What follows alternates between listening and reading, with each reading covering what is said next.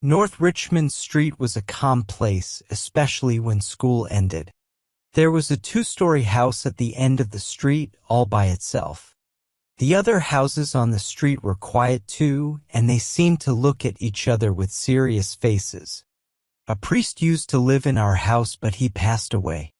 The air inside the house was old and stuffy. I found some old books in one of the rooms. The garden behind the house had an apple tree and some bushes. I even found the priest's old bike pump there. He was kind and left all his money to charities and his furniture to his sister. In winter, the days were short and it got dark before we finished dinner. When we played outside, it was cold and the sky turned violet. We ran through dark lanes behind the houses, sometimes meeting rough people. When we came back to the street, the kitchen lights were on. If my uncle came home, we'd hide until he went inside. Sometimes Mangan's sister would come out to call him in for tea. We watched her from a distance. Every morning I watched her door from the front room. When she came out, I followed her secretly. I never talked to her, but I liked her a lot. Even in places where love stories don't usually happen, I couldn't stop thinking about her. On Saturday evenings, I had to go with my aunt to carry parcels. We walked through busy streets surrounded by loud noises and crowds. But her name was always on my mind, even in moments I didn't understand. Sometimes I felt like crying for no reason, and I couldn't stop my heart from feeling so much. I didn't think much about the future or if I'd ever get to talk to her. One evening, I went into the room where the priest died. It was dark and rainy, and the house was quiet. I heard the rain outside and felt grateful that I couldn't see much. I felt like I was losing my senses, and I couldn't help but whisper, "Oh, love. Oh, love," over and over again. Finally, she spoke to me. I was so surprised that I didn't know how to respond. She asked me if I was going to Araby. I couldn't remember if I said yes or no. She said it would be a wonderful bazaar, and she wished she could go. "Why can't you?" I asked her. While she talked, she played with a shiny bracelet on her wrist. She couldn't go to the bazaar because she had to attend a retreat at her convent that week. Her brother and some other boys were busy fighting, leaving me alone at the railings. She held on to one of the spikes and bowed her head toward me. The light from the lamp across our door highlighted her neck and hair, and her hand resting on the railing. It also lit up the edge of her dress and petticoat. "It's good for you," she said. "If I go," I replied, "I'll bring you something." After the evening, I couldn't stop thinking about her. I wanted the days to pass quickly so I could go to the bazaar. School became boring and her image filled my mind during class. I asked for permission to go to the bazaar on Saturday night.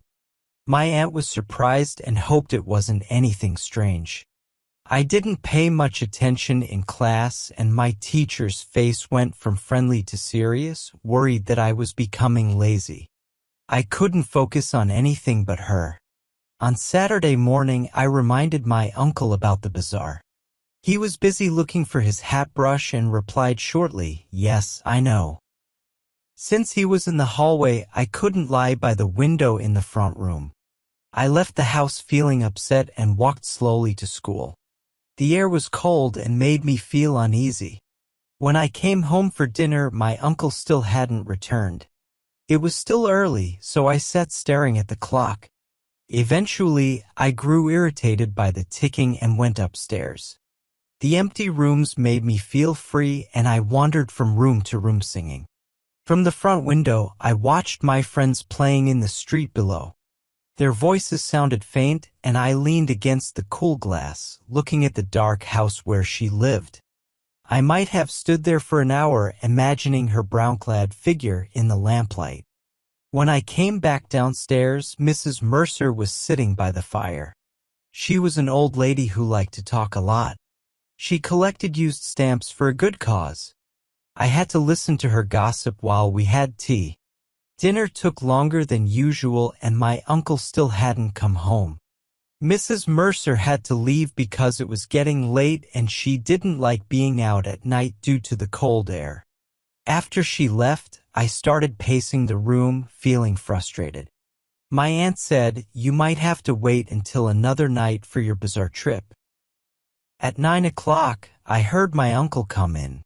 I heard him talking to himself and the hall stand rocking when he hung up his coat. I knew what that meant. When he was halfway through dinner, I asked him for money to go to the bazaar. He had forgotten.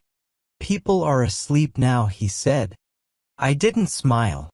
My aunt told him firmly, "Can't you give him the money? You've kept him waiting long enough." My uncle apologized and said he believed in the saying, "All work and no play makes Jack a dull boy." He asked where I was going, and when I told him again, he asked if I knew a poem called The Arab's Farewell to His Steed. As I left the kitchen, he was about to recite it to my aunt. I tightly held onto a coin as I walked down Buckingham Street towards the station. Seeing the busy streets reminded me of why I was going. I sat in a third-class train carriage, and after waiting for a long time, the train finally started moving slowly. It passed by old houses and the river. At Westland Row Station, a crowd tried to get on the train, but the porters told them it was a special train for the bazaar. I was alone in the carriage. In a few minutes, the train stopped at an improvised platform. Looking at the clock, I saw it was almost 10 o'clock. In front of me stood a large building with the magical name displayed. I couldn't find a cheap entrance, and I worried the bazaar might close soon. So I quickly passed through a turnstile and gave a tired-looking man a coin. I found myself in a big hall with a gallery halfway up. Most of the stalls were closed, and it was mostly dark, like after a church service. I walked timidly into the center of the bazaar. A few people were still at open stalls. Two men were counting money in front of a curtain with Café Chanton written on it in colorful lights. I listened to the coins clinking. Trying to remember why I came, I went to one of the stalls and looked at porcelain vases and tea sets with flowers on them. A young lady at the stall was chatting and laughing with two young men. They had English accents, and I vaguely listened to their conversation. "Oh, I never said that." "Oh, but you did." "Oh, but I didn't." "Did she say that?" "Yes, I heard her." "Oh, that's not true." The young lady noticed me and asked if I wanted to buy anything. She didn't sound very interested. It seemed like she was talking to me because she had to. I looked at the big jars by the entrance and quietly said, "No, thank you." The young lady moved a vase and went back to the two men. They kept talking about the same thing. Sometimes the young lady glanced at me. I stayed at her stall for a bit, even though I knew it was pointless. I wanted to pretend I was really interested in her things. Then I walked slowly down the middle of the bazaar. I let the coins in my pocket clink together. Someone called out that the lights were off. The top part of the hall was completely dark.